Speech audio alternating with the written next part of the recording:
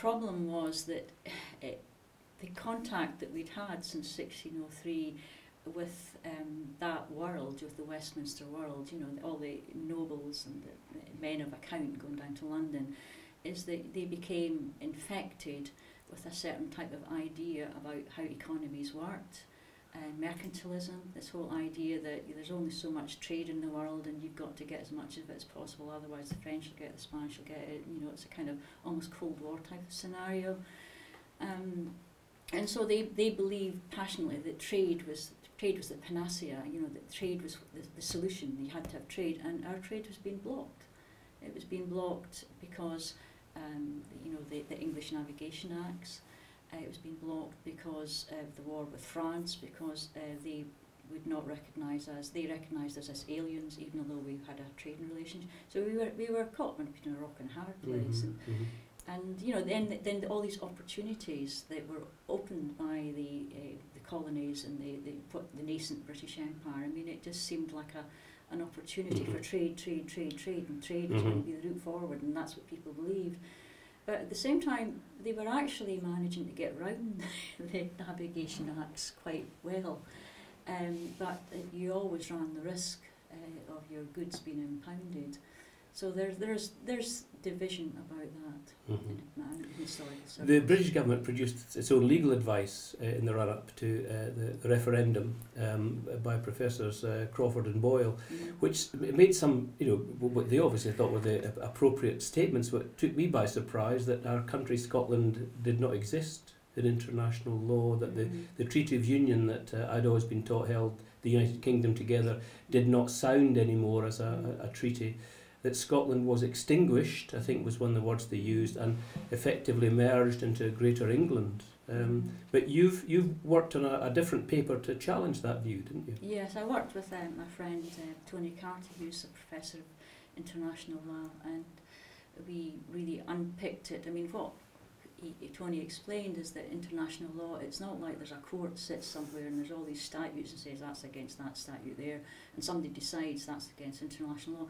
It's in effect what nations do and what they accept to do as a form of their basis of negotiation. It's linked to politics, isn't it, international law? It is. It's because, like in the 16th century, if you stuck your flag up somewhere and said, right, this is Scotland's, I mean, that passed, everybody did that. So, but of course the issue was holding on to the territory, that's the second thing.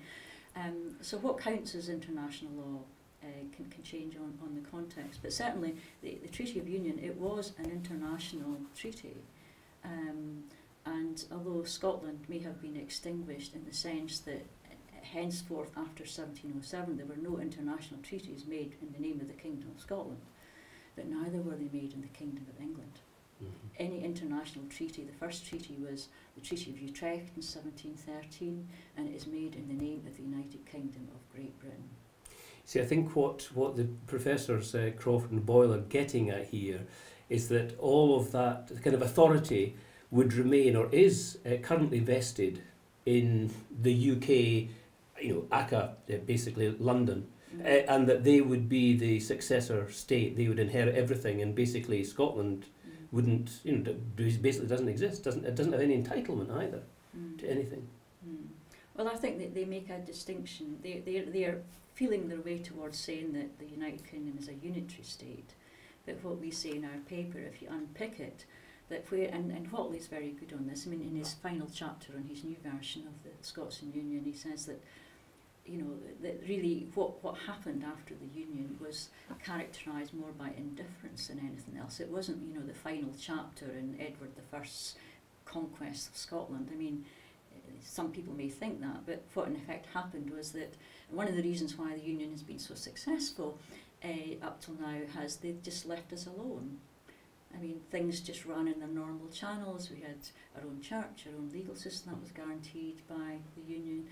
Local government, all the royal boroughs, the Convention of Royal Boroughs handled foreign trade. It was like a kind of overseas development agency, you might call it, very limited of course. So all these things just continued to run as normal, and the issue only really started to become critical in the 20th century, and that's when you start to begin to see the development of a unitary state rather than a union state. So I mean, do you disagree with their position? Yeah. And how would that play? I mean, if we get round to we get a yes vote and there are disaggregation talks, I mean, do you think this type of legal historical view will play in those discussions, or will that just be pushed over the shoulder and the reality of pragmatism will take over? That's a question I feel unable to answer, because I mean, at the end of the day, I mean, it does come down to power, doesn't it? And you can look at the legal niceties and you can say, well, actually the legality is such and such. And I mean, various commissions, the Balfour Commission in the 1950s and the Kilbrandon Report in 1970, you probably remember that, they issued statements which pretty much recognised that the United Kingdom and Scotland's place in it, that we were a nation within the United Kingdom. So you can point to all these precedents. That's what we've always agreed constitutionally. That is our constitution.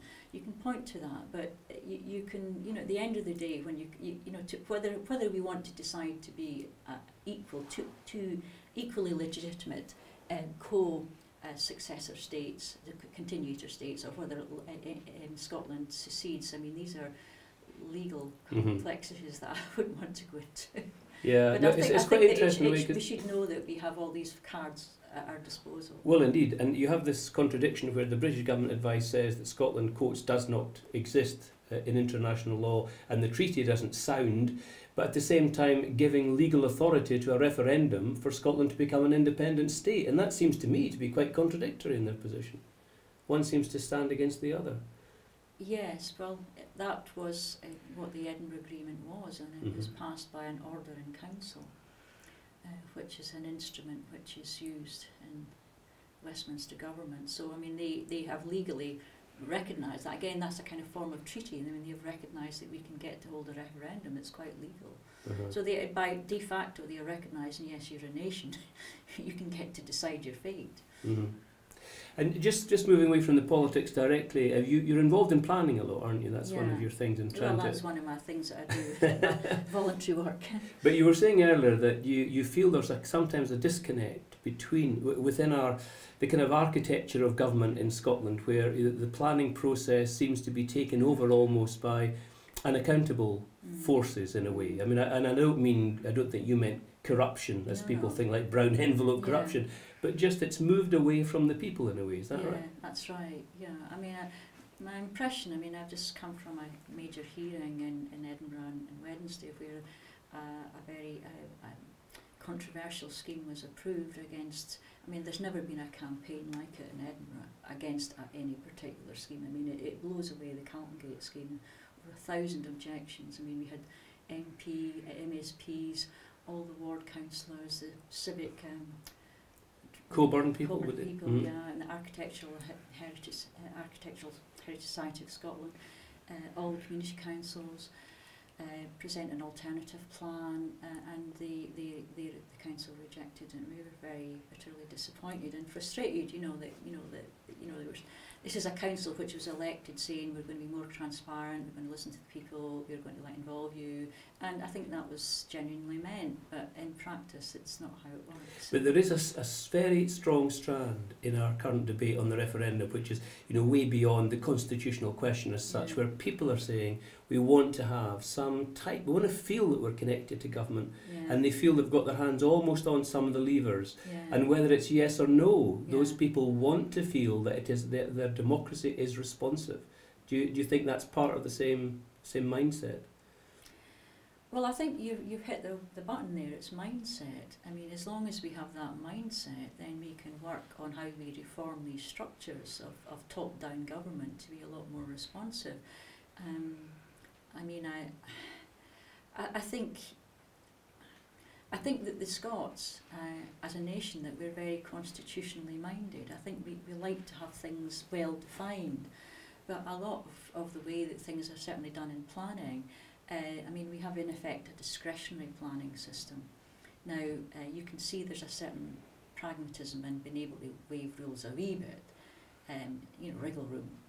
I think that's fine as long as it refers to really quite petty domestic matters, but I think when it comes to major things, which are, I mean, Jim Eadie is going to think about calling these plans in. It's the MSP? Yeah, because not necessarily, well, I mean, just simply because this sets such a precedent and because there's been such a popular opposition to it, and the lack of transparency in the whole process by which decisions are made. Do you think that the possibility of independence, at least offers the potential to change that, to improve it?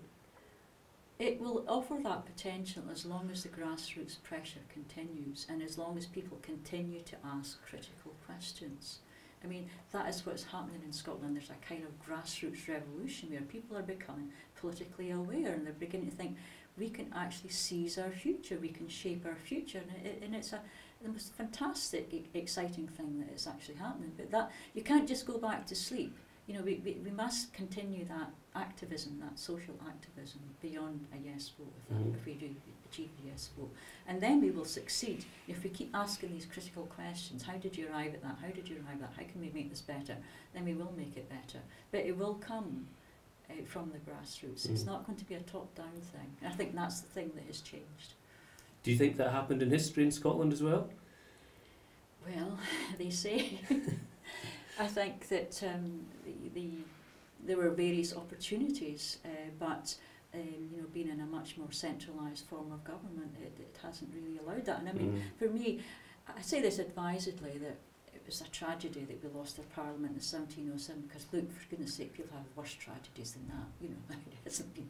But in the sense that politically we were becoming really, starting to really think about relationships of power. I mean, one of the things was the Act of Security and the Act to End Peace and War, which made the Scottish Parliament decide whether it would have control over foreign policy, whether we went to war or peace or whatever. And that was a direct hit against the whole idea of the royal prerogative, to which Queen Anne was so opposed. And she felt she needed to preserve that royal prerogative. Basically, she was a Tory, and that's what she was trying to do. And I think that was one of her main reasons for not just simply wanting to have a treaty with Scotland over the succession, but actually to demolish the Scottish Parliament, because it was getting above itself. And that kind of potential has been held back and held back and held back and held back.